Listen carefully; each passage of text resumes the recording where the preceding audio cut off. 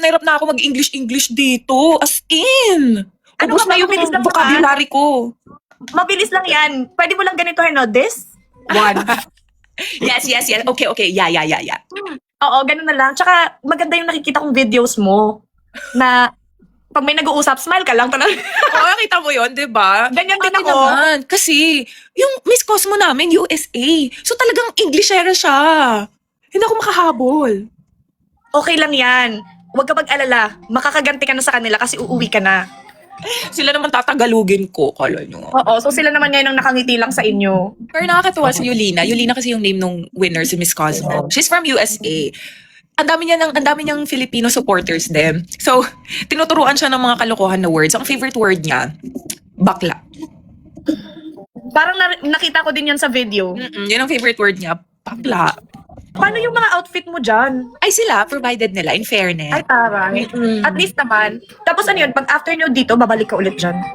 Yes, balik rin ako ng February 1. So talagang uuwi lang for homecoming. Taray. Tapos ano ulit, ilang buwan ka ulit? Like buong isang taon na yun? Hindi naman, kung may 1 week na break, ganun, or walang ganap, pwede naman ako mag-uwi-uwi. Kaso ang iniisip ko nga, pamasahe din, mahal. Kaso sabi ko nga, kuripot ka nga. So, Kung pwede lang maano yan eh. Kung pwede lang iangkas, mag-angkas ako araw-araw, makauwi lang. nakakainis. Diba? Pero grabe, no? Kamusta experience mo? Ngayon lang kita nakakausap after ng pageant mo. Hinahanap nila sa akin yung umbrella mo. Ay! Huwag yun! Sabi ko sa kanila, masyado kayo nagpo-focus sa Oo. laro. Nag-level up na lang yan. Yes, sabi ko sa kanila, nako, hindi niyo pa ba nakikita yung umbrella niya? May props pa talaga siyang umbrella. Oo, yan talaga ang OG talent ko sa lahat ng pageant na sinalihan ko, umbrella. Nagbago na lang ako nung nag-nationals na. Kaya nagulat ako iba yung performer. Oo, nagbago na lang. Pero si Chelsea, unang-una pa lang talaga, sing and dance na talaga siya. As a performer talaga siya. Walang choice, wala akong ibang talent. Never ka nag-talent. Diba? Kasi kung ikakasira ako, wag na siguro. Never ka nag-try, kakainis. Hindi, nag-try ako noon, pero alam mo yung kay Charm na talent? Ano yun? Yung parang spoken word poetry, hindi naman tayo kagalingang kumanta. Sumayaw. So mag-arte-arte na lang tayo. Anong pageant? Thank you for the gift, Rana. Prisa, before. Thank you. Ah, yes, Prisa Cats. Thank Di you. ba kasi kailangan talaga siya? Like, Yes. kailangan mo talaga mag-talent. Like, dati hindi siya yung optional lang. Kasi nung binibini natin, hindi ka nag-talent. Optional. So bakit naging tawag sa ano mo, sa mga live mo, pajama party? Kasi wala na akong mga damit dito. Paulit-ulit na. So napapansin nila, hindi na nila maano kung yung Matago mga sa video, sarili yung mga video ko luma ba or bago. Kasi nga halos lahat ng damit ko pare-parehas dahil ang natira na lang sa akin dito mga pajama. Kasi wala nga akong damit, 2 months na ako hindi nakaka-uwi, 'di ba? Pinadala ko na yung mga damit kong mga dresses, ganun. Hindi naman ako nagdala dito ng mga pants, mga top. So everyday ako nakapajama. Kaya naging pajama party siya. Di ba? May mga nagpa-comment sa akin dito. Ayaw niya bumili ng damit. Kasi may mga damit daw siya sa Pilipinas. Tapos sabi nila, nagkukuripot daw. Totoo yan. Alam mo si Yoli, nag-shopping na siya here. Ako talagang tinitiis ko magpajama araw-gabi. Araw-gabi. Pero sa bagay kasi pag aalis ka naman, hindi mo din naman like normal outfit mo. Oo. Provided rin naman kasi kami ng outfit dito. Kaya kung makakatipid ka naman, bakit ka pa bibili? Oo. So, ang mga ginawa, meron kami mga Vietnamese friends. Ayan, nagpapadala sila ng pajama. So, eto, bigay lang din to sa akin. Ng mga Vietnamese friends. So, ilan na ang mga pajama mo dyan? Di pati pajama. Ay, ang ganda ng hair. I love it. Mag-count tayo, okay? Oh my God! 1, 2, 3, 4. Uy, 4 na yan, oh. 5. Oh, may pang 1 week ka na. 6. 7. 1 week na talaga. So, pwede ka na magtuot niya ng Monday to Sunday. 7. Tapos may naglaba ako kagabi. So, meron pa siguro mga 5 at least doon. Oh, at least mabubuhay ka na. Sabihin mo sa kanila, more pajamas para pang isang buwan. So, yun ang i-yellow basket natin, pajama next time. Hanap lang tayo magandang quality. So, like, dumadaldal ka lang talaga. Sipag mo naman. Sabi nila, ipatugtog nyo yung lero. Mag-e-end ako ng live. Oh my God, sige no. Saglit lang eh. Ayaw ng umbrella. Ah, hindi ko nga mahanap yung video. Tinanggal ko na. Charot. Hindi ka pa ready sa physically na yon? Di ba hindi ako nun ready? February yun. Oh my God, 1 year na. Magwa 1 year na. Na nag-join ako ng MUPH. Kasi ano yun eh, February 3 ako nun, nag-decide. Tapos ako yung last candidate na ni-reveal. Kasi nga last minute lahat. So hindi talaga ako like ready fully. Oo. Nag-ask lang ako ate for a sign. Parang yun na. Kasi ano na yung utak ko nun eh. Sabi ko, oo nga no. Anong gagawin ko for this year? Wala talaga akong plano. Kumbaga parang lahat binigay ko na dahil sa sign na yun. Kumbaga yung sign na yung bahala na. Pero check, parang feeling ko, alam mo yung parang meant for you kasi sobrang chill mo nung pageant. Oo, mas kabado ako nung pageant ko nung 2022. Oo. Puro tulog nga lang ako nung Miss Universe. Ay, masabi ko sa'yo, meron lang ako neck pillow. Gigisingin lang ako, malapit na tayo mag-show. Ganon, te. Tapos, sabi, patulog-tulog lang to. As in, in-enjoy ko ate yung yung journey ko nung Miss Universe. Yun nga, kaya nga mas parang mas nag-align for you kasi hindi ka na... In-enjoy ko lang siya. Unlike nung last natin, parang mas ko doon, kabado, mas masakit sa ulo. This time, in-enjoy ko lang. Tapos hindi na ako nag-i-expect. Dati kasi grabe yung expectation. Ngayon, okay lang, bahala na. Ganon, so mas magaan. Inano mo na lang siya. Oo, parang- Oo, as in, alam mo yung ang gaan sa feeling na happy ako na, ay nanalo siya nung award na yan. Kasi sa Miss Universe, may mga mini competition. Oo. So dati dinadamdam ko pa yan pag di ako nananalo. This time parang, oh, happy for her. Parang ganun. So, don't expect talaga, pero still give your best. Yes. So, ganun yung naging Tsaka mindset hindi ko talaga ibibigay sa'yo. Like, may iba-iba talagang bet ang person. Oo, Chi. Kaya nung kapag nagkakaroon ako ng awards during nung mga mini competition namin ng Miss Universe, grabe yung saya ko kasi hindi ako nag-expect. Oo. Diba? Ay, ang saya. Thank you po. Thank you. Grateful. So, kapag iba naman nanalo, happy din ako for them. Kasi hindi ako nag-expect. Wala ko nagkikwento ka pa nung nanghiram ng... Ball ni Atisa.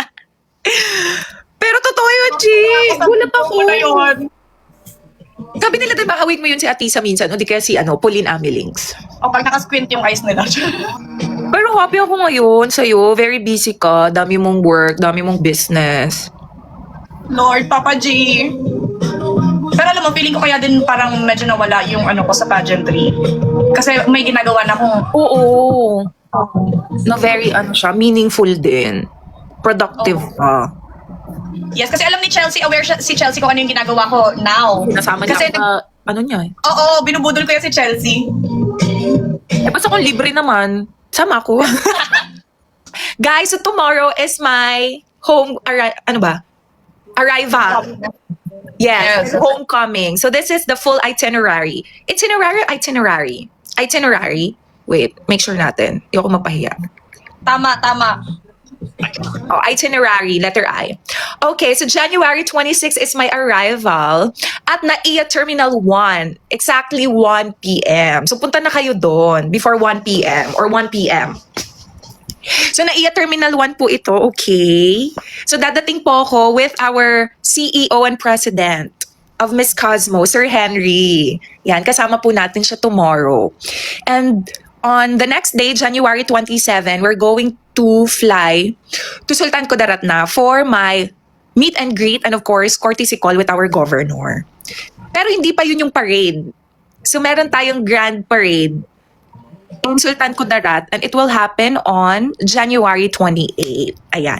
Pero good news, magkakaroon din tayo ng homecoming parade sa Manila naman and it will happen on January 30. So ang parade natin ay mangyayari sa MOA area.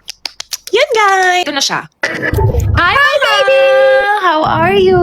I'm okay. Ay! May braces ka na, bakla ka? Ate, matagal na. Hindi ko alam! May braces na siya. Kailan ka uwi? Bukas, hoy! Bukas na ako uuwi. Oh, sige. Pupuntahan kita. Totoo? Oo.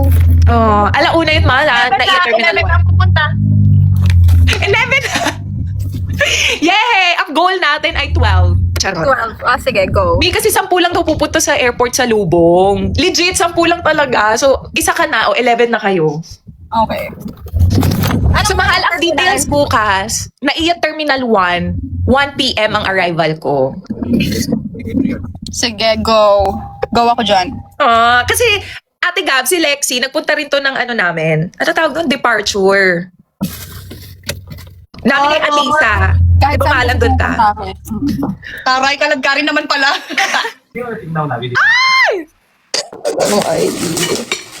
Oh my God, napakaganda naman ng isang Emma! Mary Tilaw! Hoy, magpunta kayo sa homecoming ko. Chi, alam mo ba, 10 lang ang pupunta. Oo, kasi hanapin na yung bata. Basta dadalhin mo.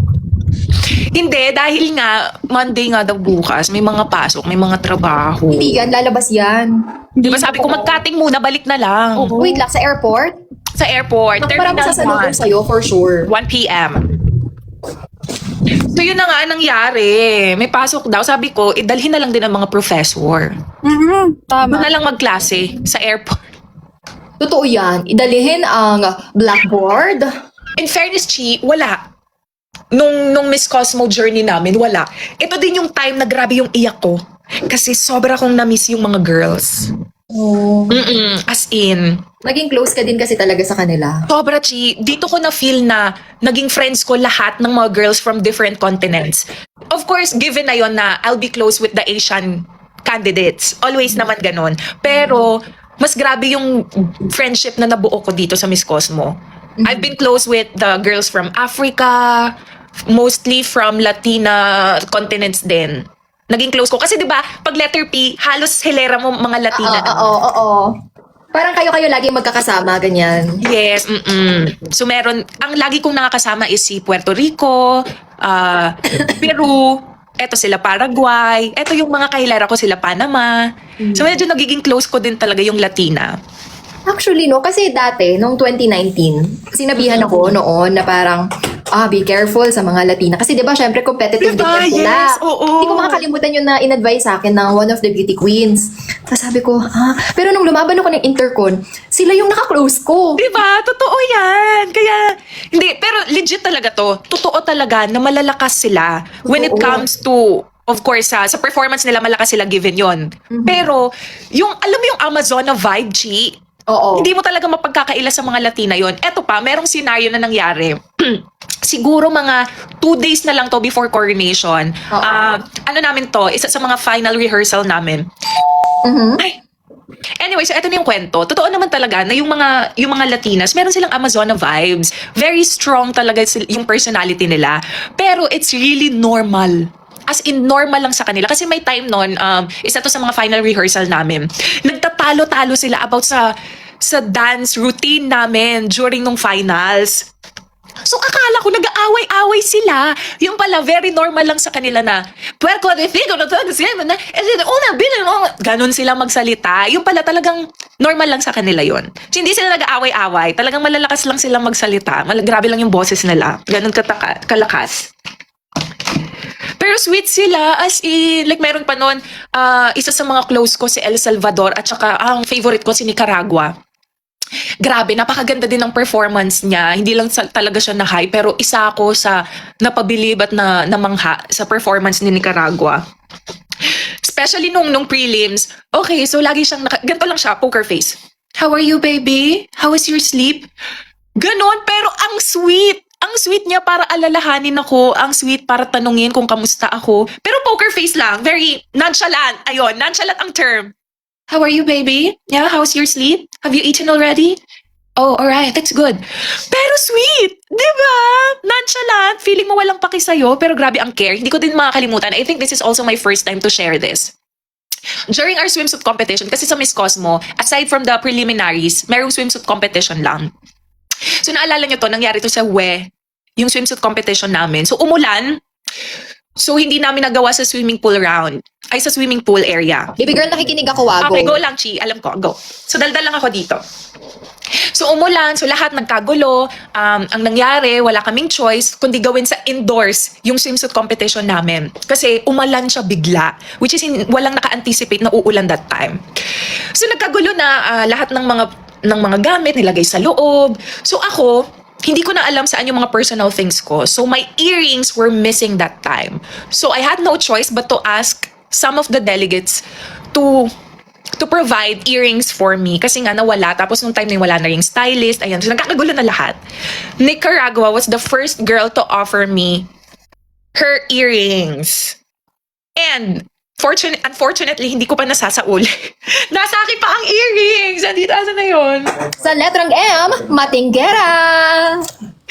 See, imagine mo, ganun siya ka-nonchalant, pero napaka-generous. Oh, you need earrings? I have earrings, baby. I will let you borrow mine. Ganon! Maldita tignan, pero ang puso, napaka-mamon. Eto, hindi ko pa nababalik. Nicaragua, my love, I am very sorry. Ito ata yun. Basta ginamit ko siya. Nicaragua, we're very sorry. It's our way of getting things in a sweet way, in a polite way. We call that matinggera. Ting, ting, ting, ting. Pero grabe yung tree, as in, na-appreciate ko talaga. Kasi imagine mo, naglo-lotion na siya, naglalagay siya mga glitters. Pero nung narinig niyang kailangan ko ng earrings, siya yung unang-unang babaeng nag-offer. Dumadami ding babaeng nag-offer nung help. Pero isa siya talaga. Pero in fairness, no, yung mga ganun, yung makikita mong competitive sila, pero hindi yung tipong, I don't care, hindi sila ganun, yung parang they will help you, ganun. So, hindi ko lang siguro talaga, ano nga yun yung, anong tawag sa term? I just forget the term. Yung makukonclude natin na mabait naman talaga ang mga Latina. Meron lang talaga silang image na competitive sila. Tayo rin naman, as a Filipino beauty queens, we're competitive. Sa tingin nyo ba, mananalo tayo sa mga international beauty pageants if we're not competitive? Si ano nga tawag dun sa parang mali yung perception natin sa isang tao? Na misinterpret? Misconception, ganon. Misconception? Yan. Yes, misconception. Yes, may stereotyping and misconception sa mga Latina na maldita sila, matataray sila. Pero ganun lang talaga yung personality nila. They really have this strong aura. Pero napakamatulungin nila pag sa pageant. Seryoso, Kung anong Chidi. meron sila, they will share it. Siguro, nasa iyo na lang yun eh. Kung paano mo siya titignan. Kasi for example, si Miss Peru, isa siya sa mga oldest candidate nung Miss Cosmo this year. Nag-join na rin siya ng ibang international pageant. Nag-Miss Universe na siya. Miss Universe, pero na siya 2019. Kumbaga, grabe na yung experience niya compare sa amin. So, ikaw, kung sensitive ka, makikita mo na, bida-bida siya. Diba? Ganun ang feeling mo, bida-bida, feeling alam lahat. Pero, know kung it all, titignan mo, ganon. yes, know it all. Pero kung titignan mo, Chi, napaka-helpful niya kasi lahat ng line namin, especially sa letter P, tinutulungan niya sa dance step. Oo. Mas nakuha ko yung dance step nung siya ang nag-demo ng dance step Turo. namin. Siya yung nagtumulong, nagturo sa amin. I'm coming home tomorrow. Unfortunately, Yolina will not come with us because she has so many events, high risks here in Vietnam. Up until 31st, yung event niya, sunod-sunod. So okay, so lahat ng mga babies ko na andito ngayon, I just want to tell you the itinerary. Wait, asan na? And also to my Vietnamese friends who are also watching right now, I also have an airport meet and greet tomorrow at 9 a.m. So I hope you guys will come there, see me before I go back to my home country. Wait, I have to clarify. Wait. Okay. So you can go to the Rainbow app or the Blue app. So this is my poster. So my homecoming is tomorrow. So I'm going back to the Philippines after 2 months of staying here in Ho Chi Minh or here in Vietnam.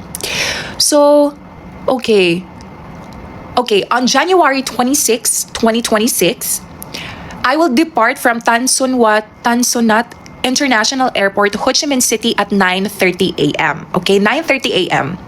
is my departure in Tan Son Nhat International Airport. And I will arrive in the Philippines at 1:30 p.m. at Terminal 1, NAIA Terminal 1. So please, let's do a airport salubong, of course, with the Philippine media, and Sir Henry will accompany me going to the Philippines. For the MOA parade, hi, thank you again for the gifts. I'm not yet sure about the specific time, but it will happen on January 30. But my grand homecoming parade is on January 28 in Sultan Kudarat Province. I know it's Monday tomorrow. A lot of people are going to work, going to school, but I hope sa may mga time, please see me there. Though I'm not expecting that a lot of people will go there because of course it's Monday. But in case you have free time, please see me. Kasi I'll come back again in Vietnam this February 21. So talagang I'm coming home just for my homecoming. Anong February 21?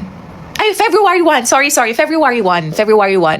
For today, I just have to do a promotional video for my homecoming. Just on my phone. So, ayan. Hindi muna ako mag-e-end ng live kasi kailangan ko i-promote ang homecoming, guys. So, kung hindi man kayo makapunta sa airport sa Lubong, I hope you are at SM MOA on January 30. And it's weekend, I think. So, for sure, mas madaming tao ang magpunta sa MOA that day. Okay, so I don't know for sure 90% of the viewers of this live are my Filipinos. Oh! Thank you. Bored kayo, no? Pampasaya nyo ang giving gifts, ha? Okay, again, ilinaw ko, just to clarify. To all my Vietnamese babies who wants to see me tomorrow, on January 26, 2026, I will depart from Ho Chi Minh City, Tan Sonat International Airport at 9:30 a.m. Okay? Vietnamese time, 9:30 a.m. Vietnamese time. Okay. And I will arrive in the Philippines at 1:30 Philippine time. 1:30 Philippine time. Kasi kung 1:30 Philippine time, 12:30 sa Vietnam. So, 1:30 p.m. Philippine time ang arrival ko sa NAIA Terminal 1. So, it's better to be there earlier than my arrival time. So, kung 1:30, at least andun na kayo ng 1 p.m. or earlier than that. So, I hope to see all of you. Not all of you, but of course to those people lang na available. Mi, bakit ang free natin today? Sadly, is a family day talaga, no? We're family. We are family. Lagi kang naka-pajama, te, no? Pag nag-birthday kang regalo mo, puro pajama. Mi, kanina nagbilang kami ng pajama. Kaya magbilang tayo eh. Mi, kaya nga tinatawag ko yung live ko na pajama night or pajama morning. Kasi lagi kang naka-pajama. Oo. Kasi Mi, wala talaga akong damit. Wala akong damit dito. Puro pajama. Hindi ka din bumibili dyan. Ang mura kaya ng mga damit sa Vietnam. Ang dami kong damit sa cabinet ko sa bahay. Talent mo. Dali na magbilang tayo ng ano, Pag yung beatbox mo na. pajama. I-yellow basket ko to, yung mga pajama. Okay na. 3, 2, 1. Langin mo. 1 2